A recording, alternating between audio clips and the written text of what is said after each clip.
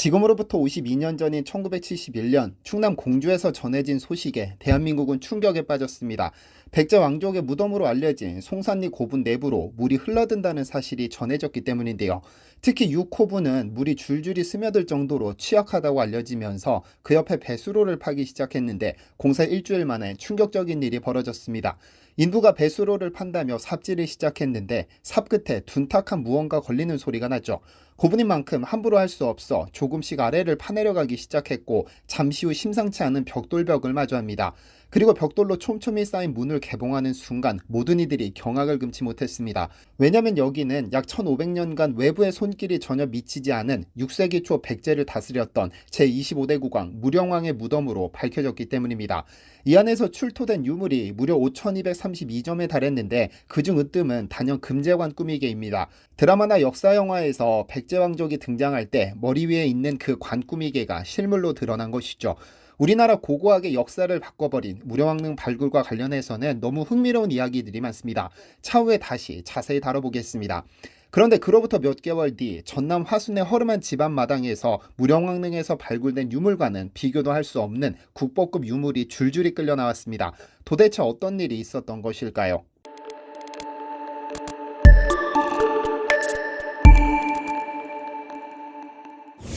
안녕하세요. 디스멘터리입니다. 1971년 8월 무령왕릉의 발굴 열기로 전국이 뜨거웠던 그해 여름은 유독 비가 잦았습니다. 전라남도 화순도 마찬가지였는데요. 대곡리에 살던 구재천 씨는 캬하고 손에 침을 뱉더니 삽과 곡괭이를 집어듭니다. 물기를 내야겠다는 생각에 배수로를 파기 시작했는데 얼마 지나지 않아 그의 손끝에서 이상한 소리가 전해졌습니다.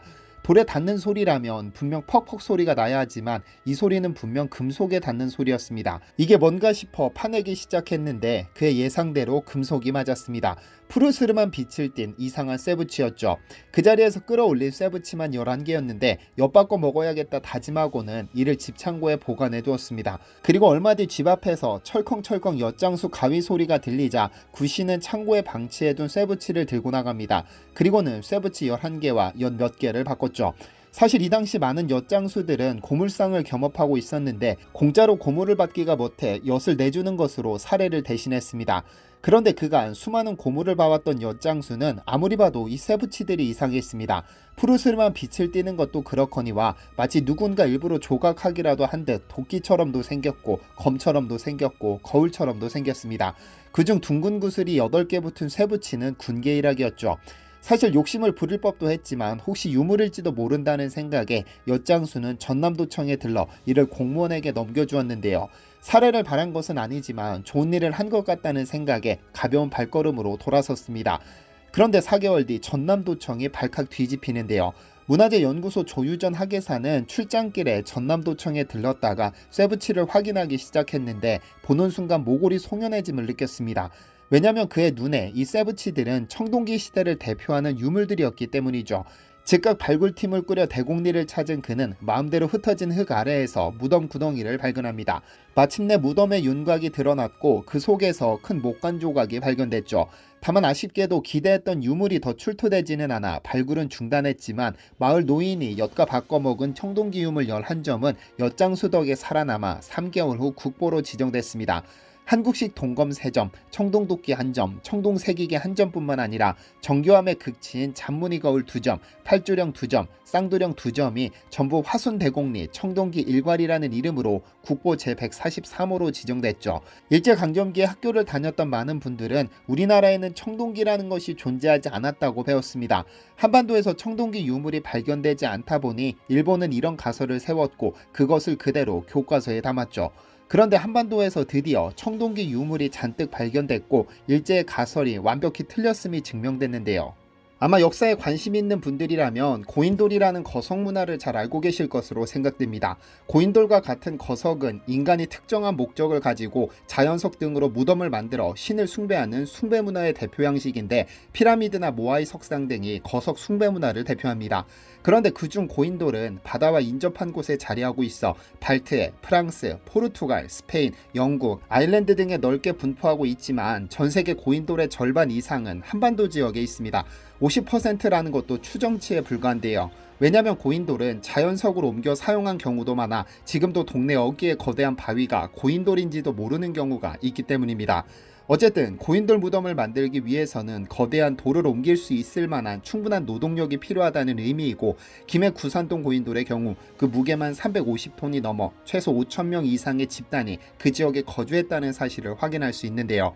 청동기의 대표 유물인 고인돌이 한반도의 전 세계의 절반 이상이 존재한다는 것은 청동기 시대에 한반도가 전 세계 문화의 중심지였다고 추정할 수 있는 바, 유네스코는 2000년 고창, 화순, 강화도를 세계유산에 등재했습니다. 고인돌 중 전 세계 유일한 세계유산이죠.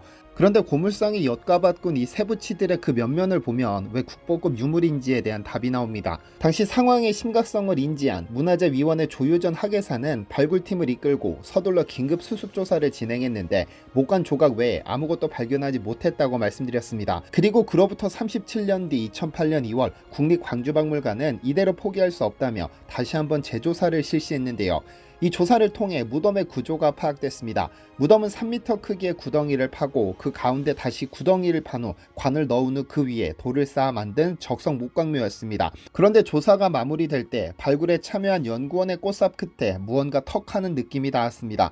조심조심 흙을 걷어내보니 흙 사이로 무언가 뾰족이 튀어나와 있었고, 흙을 다 걷어내고 그것이 청동검임이 확인됐습니다. 그렇게 한국식 동검 2점이 추가로 발견되면서 구제천씨가 배수로 만들다 끌어낸 11점과 37년 뒤 국립광주박물관이 발굴한 2점까지 총 13점의 부장품이 나왔는데요. 그런데 그 유물의 면면을 보면 왜 이 유물이 대단한지 깨닫게 됩니다. 위에서 말씀드린 고인돌과 함께 생각해 보시면 좋겠습니다. 우선 화순 대곡리에서 발견된 유물은 한국식 동검 문화를 대표하는 것들입니다. 한국식 동검 문화는 기원전 5세기 무렵부터 한반도를 중심으로 발전했는데 청동기 시대 후기 또는 이 시기부터 철기가 사용되었다 하여 초기 철기 시대라고도 합니다. 대표적인 청동 유물은 날이 직선인 한국식 동검을 비롯해 투겁창, 꺽창과 같은 무기류와 잔무늬 거울, 각종 방울류 등이 있는데요. 화순 대곡리에서는 길이가 다른 3개의 한국식 동검이 출토됐습니다.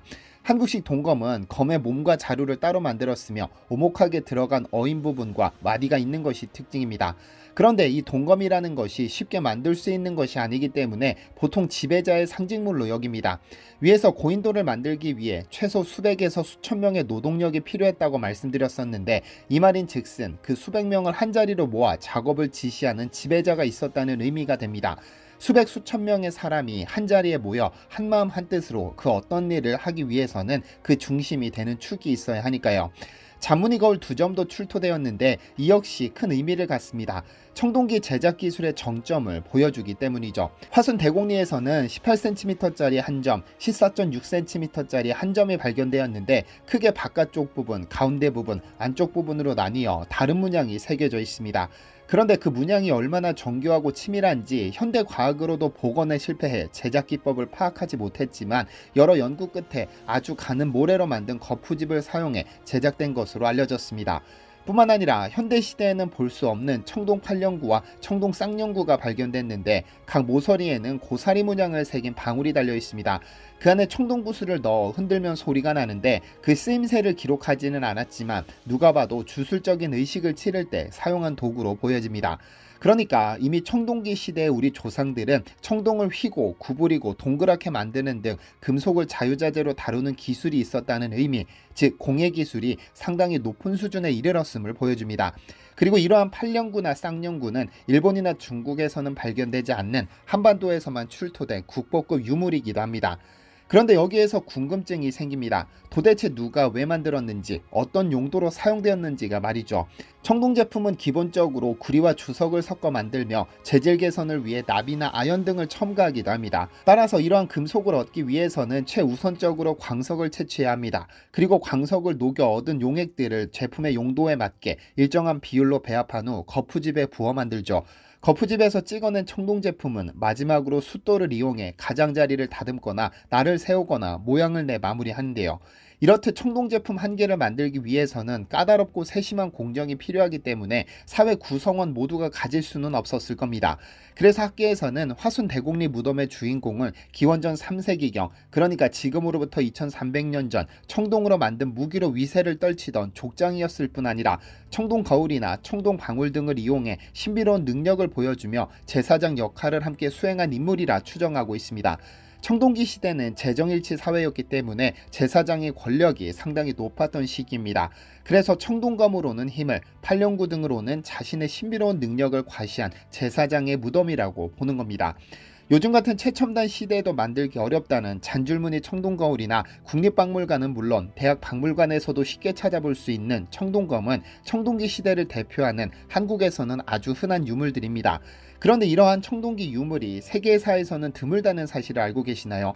세계 최고 박물관이라는 영국 대형 박물관에도 완벽한 형태가 아니라 끝이 잘려나간 청동감 조각뿐이라고 하니 우리나라에서 청동기 문명이 얼마나 화려하게 꽃피었는지 이해가 되시나요? 시청해주셔서 감사합니다. 디시멘터리에서는 여러분의 제보를 기다립니다. 제 채널에서 다뤘으면 좋겠는 뉴스 또는 널리 알려졌으면 하는 영상은 디시멘터리 네이버.com으로 보내주시면 소중히 제작하겠습니다. 시청해주셔서 감사합니다.